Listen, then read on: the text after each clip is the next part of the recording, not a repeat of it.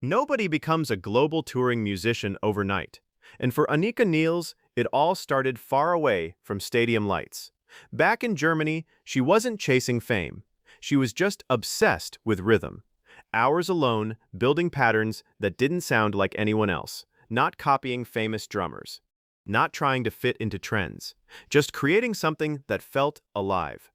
At first, the world didn't notice, but the internet did. A few early drum videos started circulating online. Nothing flashy at first, just raw performance clips. But there was something different in her control. The way she played behind the beat without losing precision. The way complex patterns still felt musical, not mechanical. Drummers noticed first, then producers, then touring musicians. Comments started stacking up. Who is this? How is she making that look effortless? This doesn't sound human.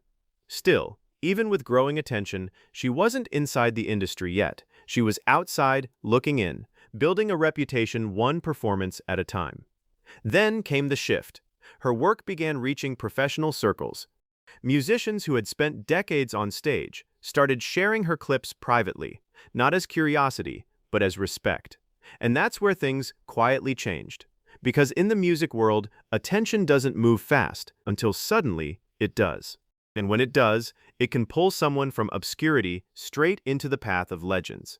But nobody, not even Anika herself at the time, was ready for how fast that door would open next. The first real turning point didn't come with a big announcement or a record deal. It came quietly, the way most careers in music actually shift, through other musicians talking. By this point, Anika Niels wasn't just being watched online anymore. She was being studied. Drummers from established bands began breaking down her technique. Not just she's good, but how she was doing it. Her timing, her independence between limbs, the way she could push a groove forward without speeding it up. Small details that only professionals normally care about. And that's when her name started moving beyond the drumming community. It showed up in rehearsals, in backstage conversations, in sound checks where musicians casually said, "Have you seen that German drummer on YouTube?" Still, she wasn't part of a major touring machine yet. No giant stage, no global tour buses. Just growing recognition and a reputation that kept spreading on its own. But the music industry has a pattern. When enough respected players start paying attention, doors don't just open, they start unlocking one after another. Then came the tribute projects. After the passing of legendary guitarist Jeff Beck, the music world saw a wave of tribute performances forming. These weren't casual gigs. They required elite musicianship, the kind where every player on stage has to be locked in at the highest level. This is where things changed again. Anika wasn't chosen because she was popular online. She was chosen because musicians trusted her feel. Because groove matters more than hype when you're standing next to legends' catalogs. Rehearsals for these tribute shows were intense. No shortcuts, no almost right. Every beat had to sit exactly where it belonged. And for the first time, people who had shared stages with the biggest names in rock were watching her during rehearsals, not as a newcomer, but as an equal part of the sound. Still, the biggest moment hadn't happened yet. Because the real test wasn't being invited in. By the time the tribute performances were fully taking shape, the atmosphere around them had changed. This wasn't just rehearsal anymore. It was preparation for something high stakes. Shows where every musician on stage carried a legacy in their hands. For Anika Niels, the pressure wasn't about proving she could play. That had already been answered behind closed doors. The real question was different. Could she hold that level of music in front of thousands of people, night after night, without losing the feel that made her special in the first place? In the lead-up to those performances, she stepped into one of the most respected environments in music. A live touring setup built around world-class musicians paying tribute to Jeff Beck's catalog. These songs weren't simple. They demanded space, restraint, and explosive precision all at once. One mistake would be obvious. One hesitation would be felt by everyone on stage. But something unexpected started happening during early live run-throughs. Instead of feeling like the new drummer, she began locking in so tightly with the band that the entire groove felt anchored in a new way. Not louder, not showier, just solid. Like the rhythm section had found a center of gravity it didn't have before. Musicians noticed that immediately. even if they don't say it out loud. And on the outside, audiences started noticing something else during those first shows. The band sounded calm, controlled, confident, like nothing was being forced. But behind that calm surface, everyone on stage understood the truth. This level of performance only works when every player is fully present, fully locked in, and fully trusting each other. Still, the biggest moment was coming. The one that would define how the entire tour felt moving forward, and it would happen on a night when everything had to be perfect from the very first count-in. At this level of touring, nothing is random. Set lists are engineered. Transitions are rehearsed. Even the silence between songs is part of the structure. Every musician on stage becomes part of a system designed to eliminate uncertainty. And yet, uncertainty always finds a way in, with fatigue.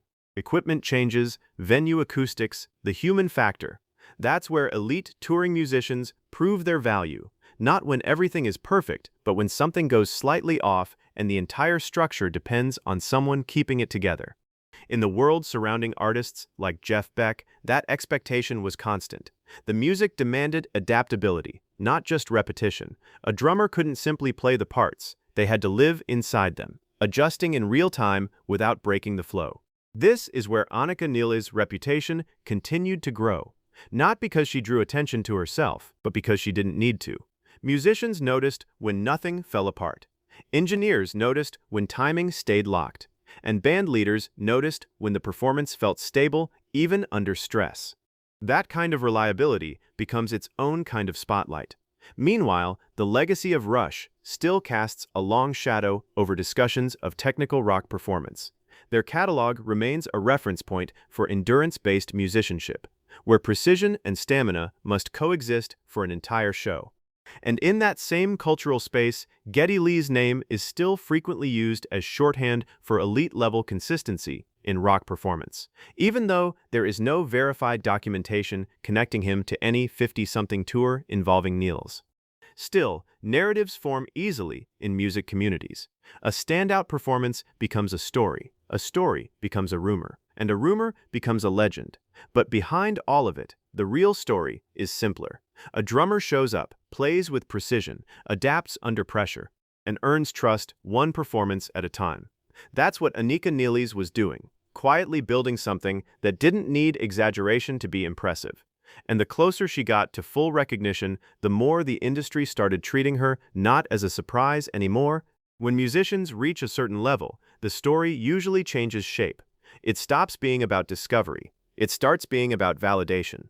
For Anika Neely's, that validation came through consistent recognition in professional drumming circles, touring experience in high-level musical environments, and respect from musicians who value precision over hype.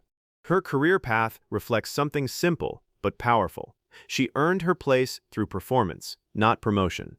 And that matters in a world where live music leaves no room for editing. Surrounding figures like Jeff Beck helped define the kind of musical environments where only the most adaptable players thrive. These are spaces where every note must serve the music, and every performance must hold its shape under pressure. At the same time, the legacy of Rush continues to represent one of the highest standards of technical rock performance ever recorded and performed live. That legacy still shapes how modern musicians are evaluated when precision and endurance matter. And in that broader conversation, Geddy Lee remains a reference point for excellence. But there is still no verified record from credible sources of him being involved in, commenting on, or experiencing any 50-something tour event with Anika Neely's. That part of the story does not exist in documented reality. But what does exist is arguably more meaningful. A drummer who rose through discipline. A musician who earned trust on some of the most demanding stages in modern rock environments. And an industry that slowly, sometimes reluctantly, adjusts itself when someone performs at a level that can't be ignored. The real moment in this story isn't a single dramatic revelation. It's the gradual realization shared by musicians, producers, and audiences alike. She doesn't need to be introduced as a surprise anymore. She belongs there,